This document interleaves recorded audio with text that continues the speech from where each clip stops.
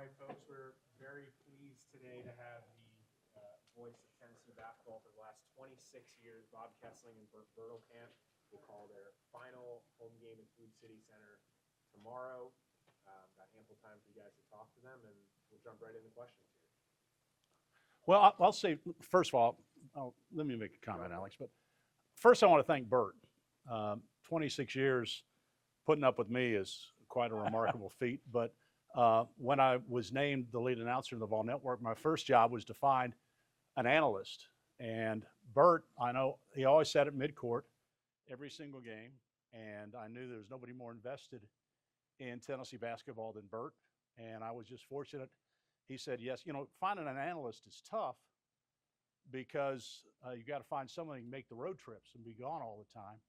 And Bert was able, through his company, to work that out. And we went a lot of places and saw a lot of games and been through a lot of coaches and just had a big time. So I want to thank Bert publicly for doing that. Well, Bob, I want to thank you too. I wouldn't have done this for the last 26 years if it wasn't for Bob. We're great friends. We've had a great time together. And although he used to kick me under the table early in the game, telling me I can't say certain things on the air, it didn't stop him though. I learned, and it's been a great run. And one other thing I'd like to say is my family's here, and Bob and I've literally been on hundreds of road trips. And I can remember my wife Sheila, my three children Lily, Brownie, and Hank were at home and they were little, and I was going off for 2 or 3 days or maybe a week, and Sheila had to handle them by herself. And their love and support has been super instrumental in me being able to do this for 26 years, and my hat's off, and I love them all. And I hope I don't start crying.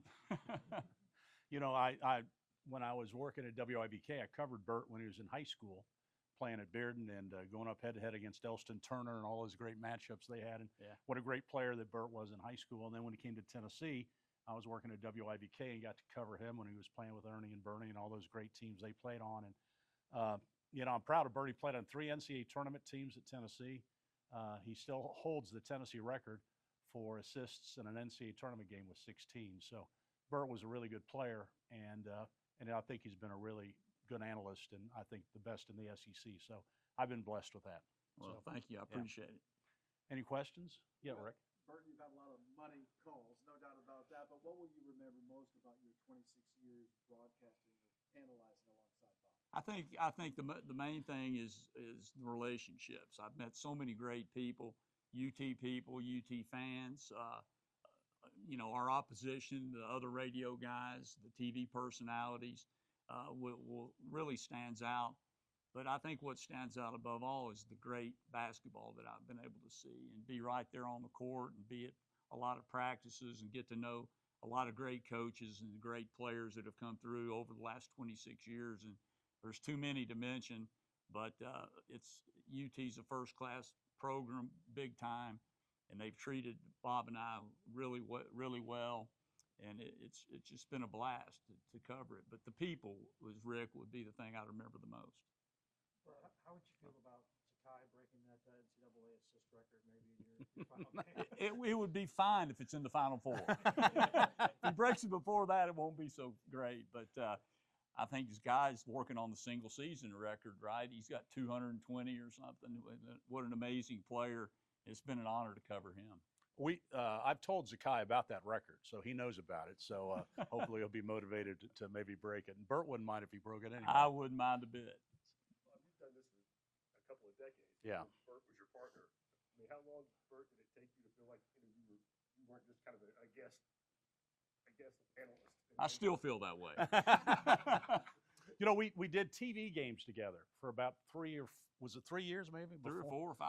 Yeah, we did. There was a Vol Network TV package. So Bert and I actually worked together on TV for a couple of years. And then when I got the chance to take over as the lead announcer, Bert was the first guy I called. So we had a little chemistry already, but I just told Bert, say whatever you want to say, yell and scream, but when the ball gets to midcourt, give it back to me.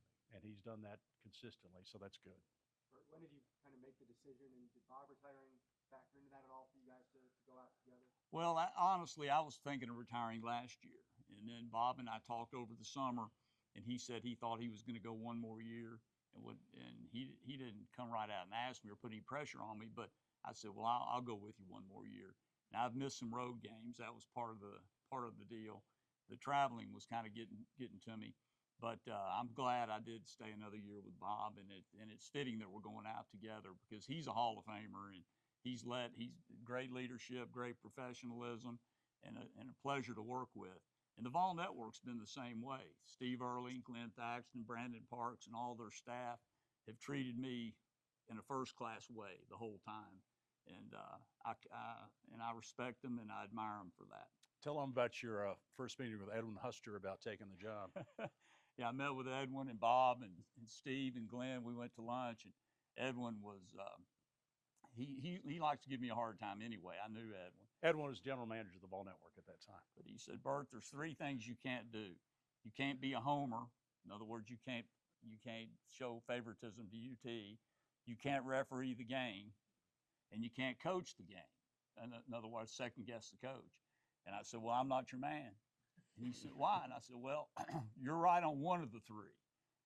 I'm not going to coach the team. I'm not going to second guess the coach. But I'm surely going to criticize the referees. I think your fans, and it's the Vol Network, so how would I not be a homer? He goes, okay, we'll let you go with that. Yeah. He was good with it. Is there a favorite memory you have in all the games you called? Every game against Kentucky that we win is my favorite. But there's been so many that it's hard to even count them. I can remember when Kansas came in here number 1 back when Pearl was here, and we knocked them off. We were shorthanded that game. That stands out. But winning in Rupp Arena, I would have to say, would be the highlight. How rewarding, Bert, has been to watch Tennessee's program kind of elevate nationally over the last 25 years? Oh, it's been tremendous. It really has. Coach Barnes and his staff and all the people that have worked in the program are top notch. And I love the way the players behave, going on the road with them, their character. They're all fine young men. And it's really fun to watch them grow as players and as people.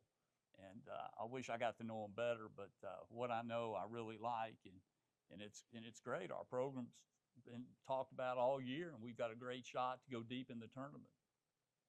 You were a great high school athlete here. You stayed in the community, business, philanthropist, and you've been well known since you were 18 years old around Knoxville. What's it been like to probably be well known or have more celebrity as a second career because of money and a broadcaster? I mean, there are probably people that know you for that don't even know you played until their parents know. Well, it's been great. It's been great, and the money thing kind of grew. I played with a guy named Terry Glenn, and he used to say money in practice all the time. So that's where it came from. And then Chris Lofton, his long-range shooting really took it to another level. And at times people say, you didn't say money enough during the game, and I feel like I say it way too much. But it's been rewarding. It's been fun, and I didn't do this for the money, that's for sure. Yeah, I did it as because it was fun and it was fulfilling and it was exciting and it was and being buddies with Bob, it was a natural thing, and I love UT basketball, so it's been great. What about the "talk to me" catchphrase? Is there another good story behind that one as well? I don't know. I think I heard somebody else, and I just stole that. But I've had some positive comments about it, and I get wrapped up in the game. And one of the things that my father taught me was love of the game, but also whatever you do it with enthusiasm and energy. And that's what I try to do. I try to bring energy to the broadcast. And Bob's got to do a lot of other things as the play-by-play guy, much more difficult job. Me, I just, like you're sitting at home watching a game, and I just try to say things that'll help the audience understand what's going on. And I think when you're enthusiastic, it helps. Obviously, there was a good amount of success when you were a player here, and then it was kind of up and down for a bit. There wasn't times there wasn't. Did you sort of maintain faith the whole time that something like this could come back again where you're a contender every year? Yeah, I did, because Tennessee wanted to be good. We just couldn't get the right coach, and the coaches come and go, and we just didn't have what it took leadership-wise. But once we got that, there's plenty of resources here, and who wouldn't want to come here and play? It's a great place, and so yeah, I had confidence we could be at this level. Bob, you touched on it a little bit, but in football you have 4 or 5 road trips a year. Mhm. In basketball, I mean, you guys have been together for 6 months. You're on the road for maybe a month now. I mean, can you delve into a little bit of just how much of a part of the fabric of each other's lives you become because of that? Well, usually if it's a Saturday game, Friday nights we go to dinner someplace and we talk about different things. We go to shoot arounds and be around and just be around each other so much. And so I've watched his kids grow up, and he's watched my kids grow up, and it's just been the thing is, what's made it special is not only do we work together, but we're actually friends. I mean, we do a golf tournament for Helen Ross McNabb. We do a bunch of different things in the community. Bert's so active in the community. So it's more than just a partnership in broadcasting. It's a friendship. And we've had it for, 40 years, I guess, doing stuff. So it's been special. Anything else? You doing this just to get away from Rick? No, I had enough of Rick yesterday. No. And Bert will tell you, we have so much fun with Coach Barnes. And he's one of the most unique coaches I've ever been around, and Bert will probably back me up on this. When he's on the floor, I've never seen a coach more intense and down to detail. But when he steps across that line, you don't know what you're going to get. Practical jokes and stuff. I mean, it's just amazing. And that's what's made it fun. I mean, it's really been a lot of fun with Coach Barnes, and I marvel at how he prepares his team. I marvel the relationship he has with his players, the character he has with this program, and just what he's brought to Tennessee basketball. So we've been fortunate to work with some really good coaches, but Coach Barnes is right up there near the top. And the one thing about Coach Barnes that you can count on is his teams play hard. They play hard, they play great defense, and they play hard. Sometimes they're off offensively, which all teams are. But his teams, when you play against Tennessee, you better come to play. And that's fun. That's fun for us over there. Yeah. It's the one thing that I've always thought about in broadcasting is I'm never going to be negative unless the team doesn't play hard, unless they're loafing, and then you can't get behind that.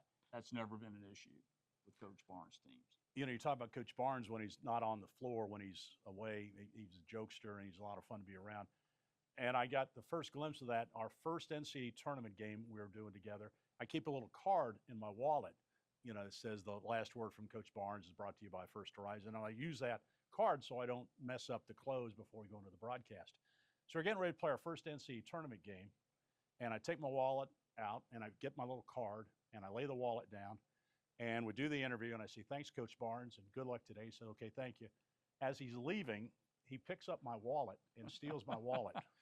And he's running down the hall with my wallet, and I'm chasing him back into the locker room. And he's hiding in the locker room with my wallet. And I'm going, we're an hour away from an NCAA tournament game, and he's doing this kind of stuff. But then guess what? He goes out, and his team plays great, and they win an NCAA tournament game. So that's what you deal with him. And it's just amazing, his focus, laser focus, when they tip the ball up and they start playing. And that's what's so amazing about him. Anyway, thank you all for being here, and thank you for saying, I hope, some nice things about us down through the years, and appreciate the coverage, and thanks, and support the basketball team going forward. Thank you. Thanks. Thanks, guys. Thanks. Thank you. Thanks. Congrats. Thanks. Congrats. Appreciate it.